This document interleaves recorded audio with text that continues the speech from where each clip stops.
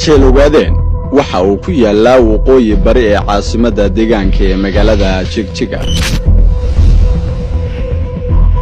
waxa uu u jiraa bartamaha magaalada masaafo dhan 3.2 kiiloomitir.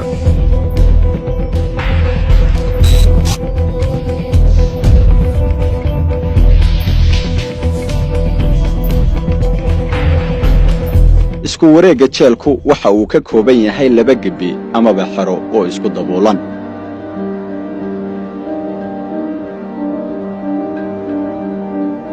haddii aan si kale u dhigo waa gibida koowaad oo ay dusha kaga wareegsan tahay gibida labaad. labada gibi waxa kala xidha deer dhererkiisu yahay 52 mitir oo uu dusha kaga dahaaran yahay silig xayndaab ah.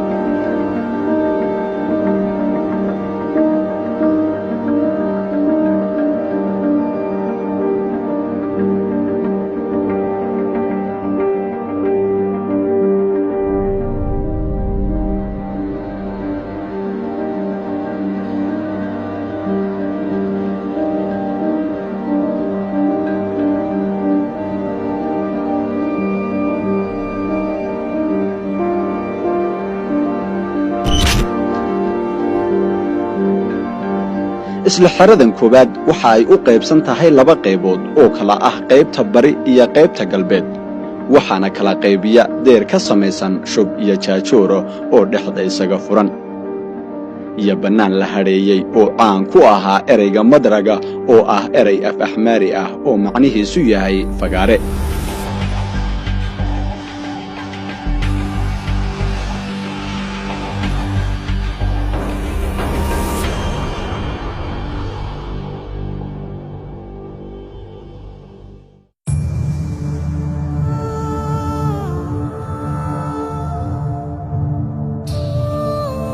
haddaba waa xerada koowaad midka ay maxaabiistu ku xidhnaan jireen ee ay tacadiyada iyo xasuuqa ugu ba'ani ka dhaceen, walow xerada kore ee labaad ay ahayd meel la isku ciqaabo. qaybtan hoose ee koowaad ayay ahayd meesha xarunta u ahayd maxaabiista rasmiga ah ee ay dawladdu aaminsanayd in ay dembiilayaal ahaayeen, waxay dooni ha ku eedaysnaadaane.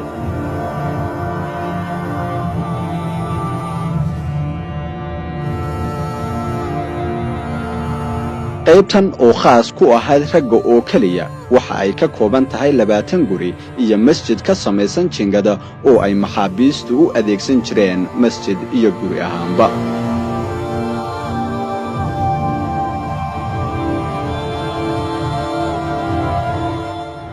kan guri iyo masjidkan waxa ay u qaybsanaayeen 2 qaybood ee isla gibida aan horay u soo sheegnay.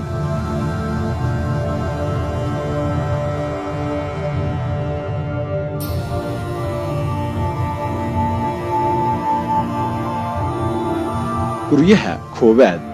labaad, saddexaad, afaraad, shanaad, 12aad, 13aad, 14aad,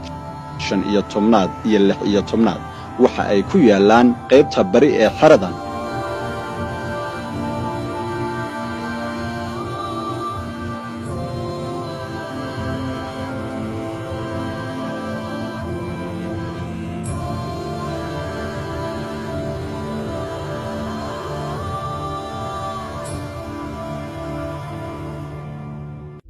lixaad, toddobaad, siddeedaad, sagaalaad, tobnaad, 11aad, 17aad, 18aad, 19aad iyo masjidkuna waxa ay ku yaalaan qaybta galbeed ee xeradani koowaad.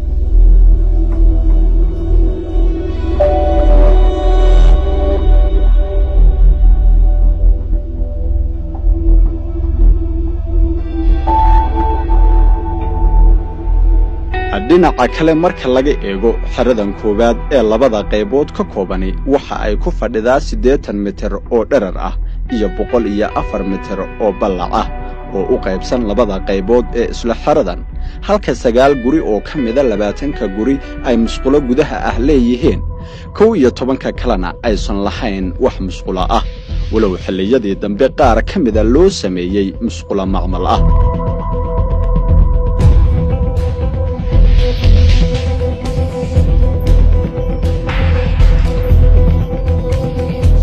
halkani waa Jilowgaadeen waa hoygii midooba ee deegaanka Soomaalida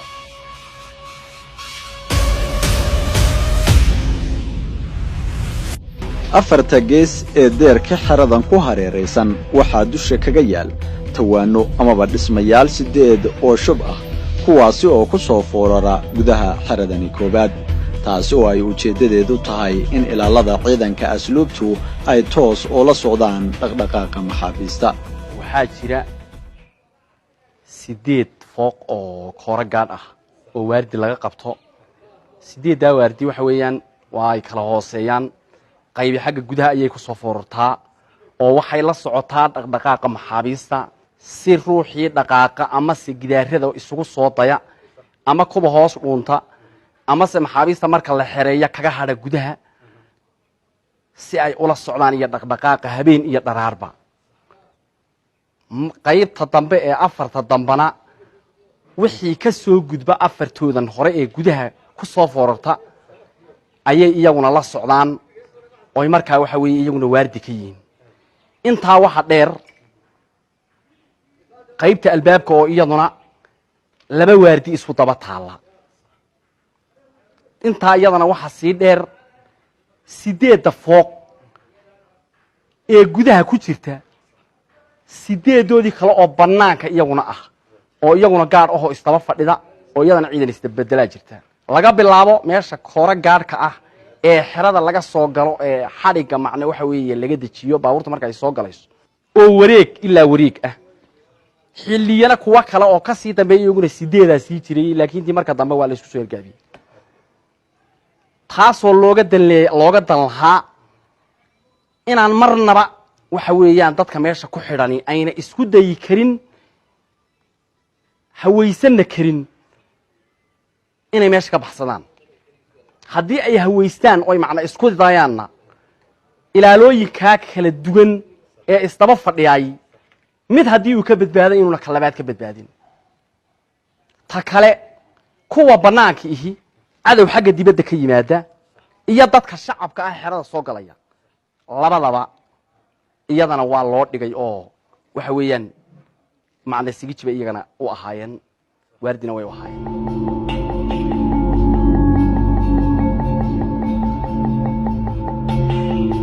afarta gees ee deerka xeradan labaad ku wareegsan waxaa sida qaybtaas koobaad dusha ka saaran ilaaliyayaal dhismayaal saaran taasi oo macnaheedu yahay in jeelku lahaa 8 gaadh oo kala hooseeya marka laga reebo ilaalada iridda kura ah ee xabsiga si buuxda ugu wareegsan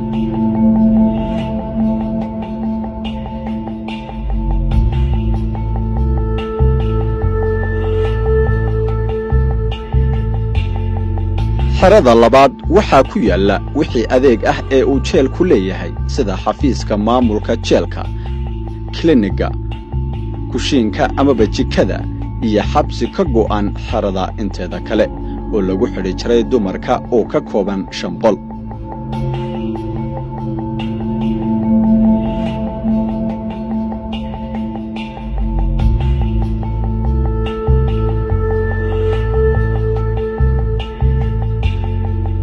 kala soocidda dumarka iyo ragga maxaabiista ma ahayn mid loogu danaynayo maxaabiista sida naloo xaqiijiyay waxaa la iga sheekeeyey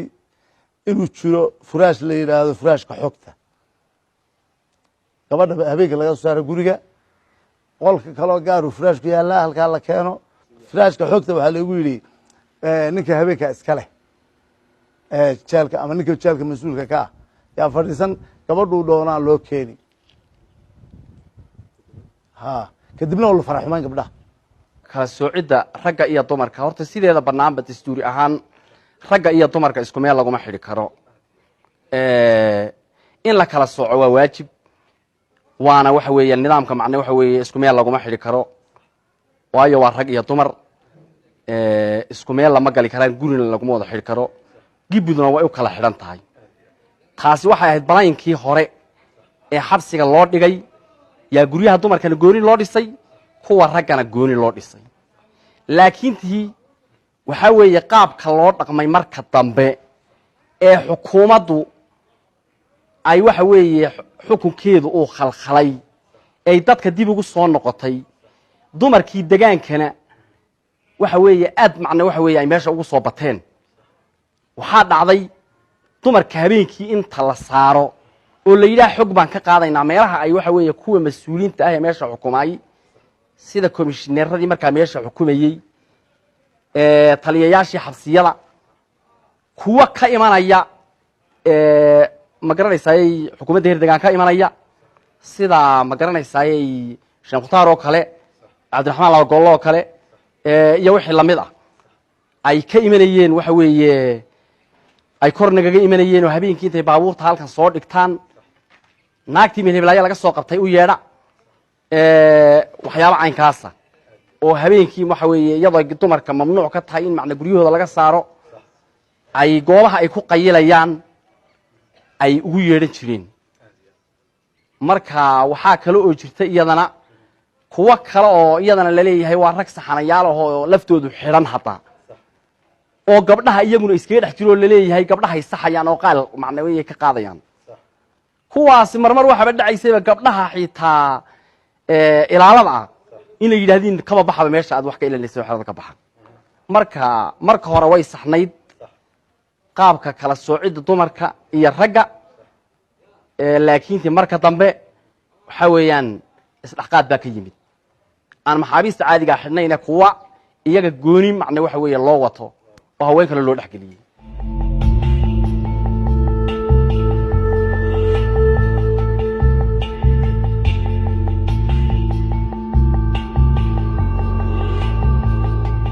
ragga ku xidhnaana waxa ay ahaayeen kuwa muhiim u ahaa maamulkii hore ee cabdi maxamuud cumar kuwaasi oo loo yaqaanay VIB-da hase yeeshee iyagu ka madax bannaanaa tacadiyadii iyo ciqaabtii darneyd ee lagu hayay maxaabiista kale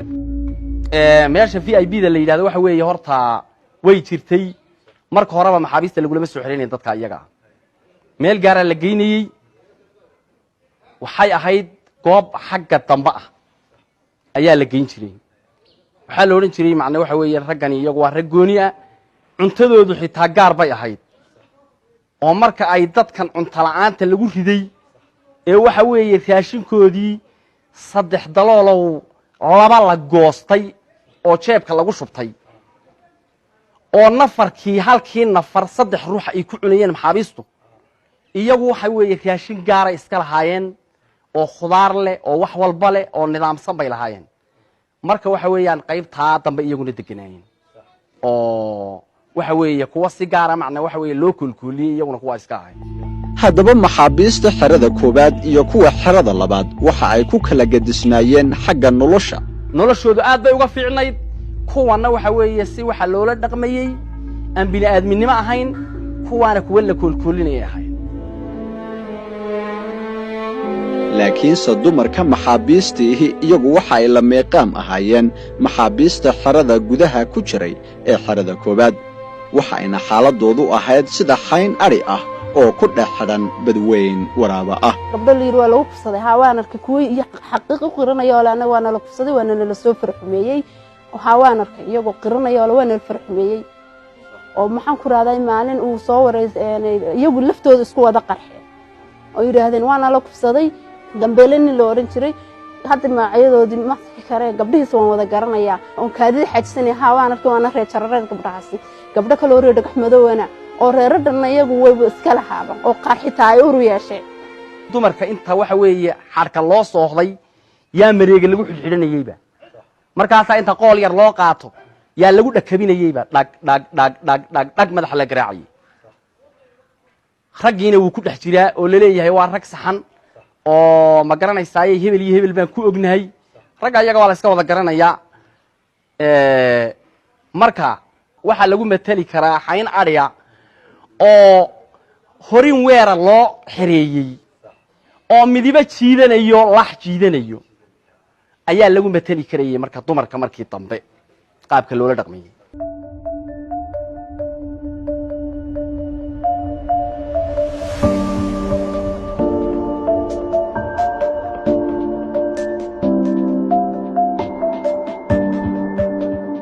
jeelkan waxaa la aas-aasay sannadku markii uu ahaa 1991 tirsi taariikheedka reer yurub xilligii maamulkii dawladda ee khadar macallin isagoo uu jeelku qayb ka ahaa mashaariic kaabayaal horumarineed ahaa oo xisbiga dimuqraadiga Soomaalidu fulinayay.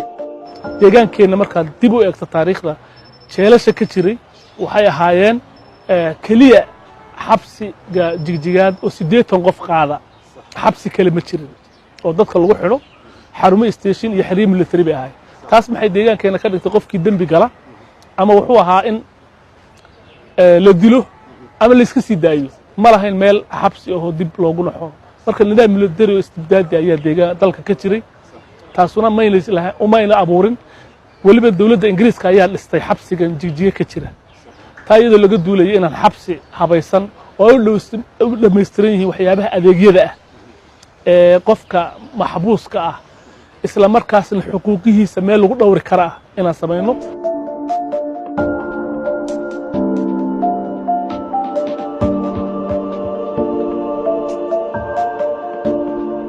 waxay ahayd in meel dugsi ay noqoto farsamada dib loogu dhaqan celinayo dadka gafafka gala si ay bulshada iyaga oo xirfado wata ay ugu soo noqdaan marka xilligaas ayaa xabsiga la qorsheeyay dhismihiisuna noocaas ahaa qandaraas baan soo dhajinay qandaraaskiina Ibrahim Xayd baa ku guuleystay oo dhisay marka in ay sanadba sanadka ka dambeeya dib u habeyn iyo waxyaabaha kale adeegyada soo baxa lagu kordhiyo ayeen ahayd qorshuhu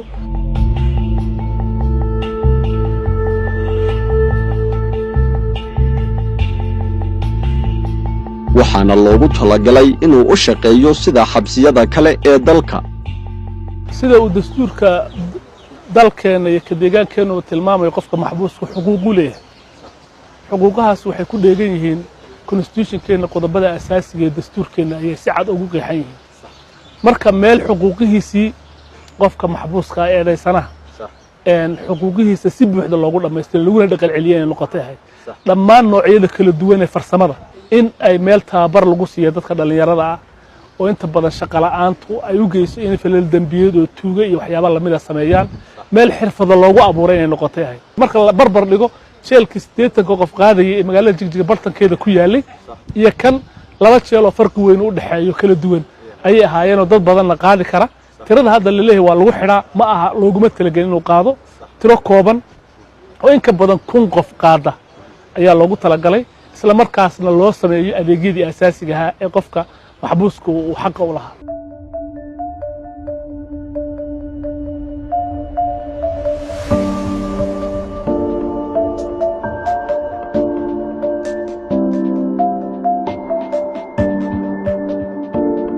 jeelkan oo magaciisa rasmiga ahi uu ahaa xabsiga dhexe ee dawladdeegaanka Soomaalida ayaa markii dambe caan ku noqday magaca jeel ogaadeen haddaba sidee ayuu ku baxay magaca jeel ogaadeen maxaase sabab u ahaa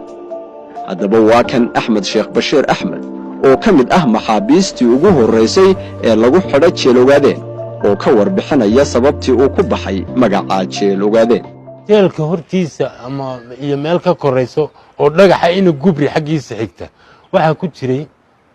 waxa yaalay dhowr qoys oo aqal Soomaali uu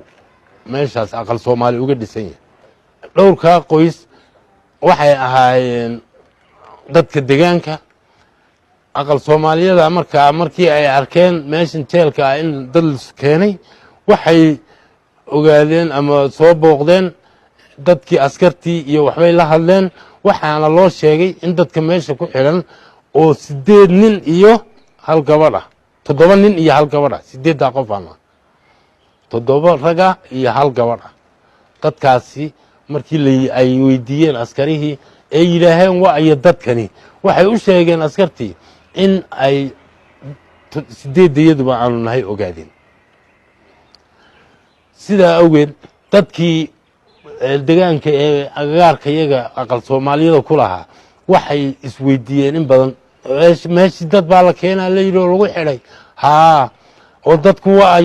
waa ogaadeen alla meeshu waa jeel ogaadeenba horta magaca jeel ogaadeen qaabkaas ku baxay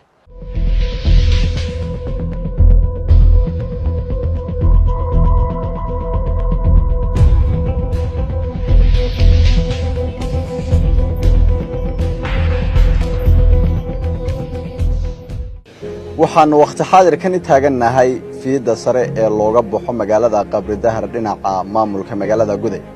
waxaanu soo socdaalay 410 kiiloomitir oo aanu magaalada Jigjiga ilaa iyo Qabri Dahar aanu uga soo socdaalay socdaalkanagu wali waa uu sii socdaa oo waxaanu rabnaa in aanu socdaalkanaga uu sii socdo ilaa iyo 175 kiiloomitir oo kale waxa uu socdaalkanagu ku wajahan yahay magaalada Guday ee xarunta gobolka Shabeelle halkaasi oo ay ku sugan tahay Rumaan Cabdi Oomaas oo ah gabadhii ugu horeysay ee albaabada loogu furo jeel ogaadeen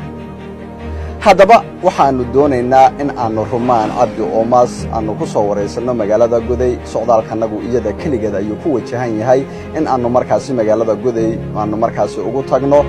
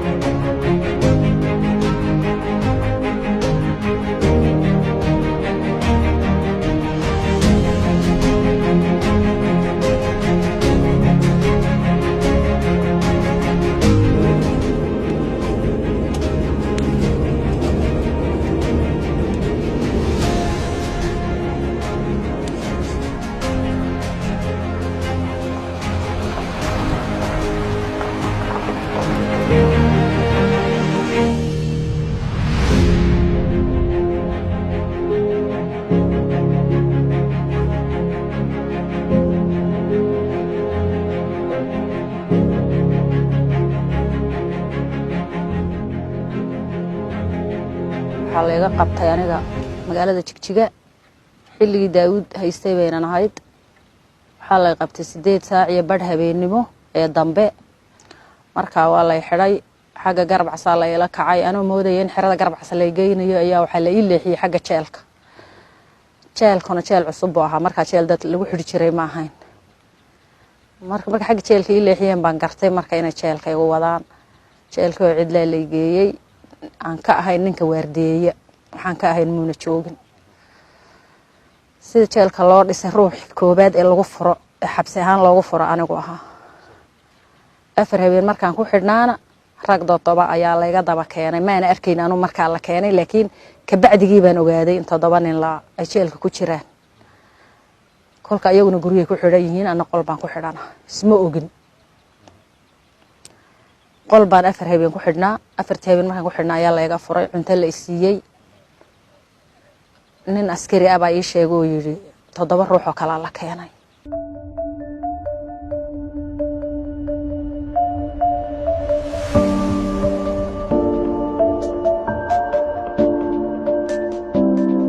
kadib xaalay sameeyay jeel caadi ah laga dhigay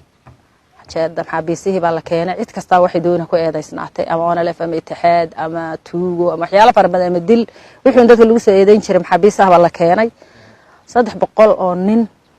ayaa waagi dambe yaa ku xidhnayd wax dumarana kaliya baa ku xidhnaa dad fara badan oo wehel aan haystay dad badan baan ahayn runtii ma dhibaato amaanan qabina lama dhibaateyn jirin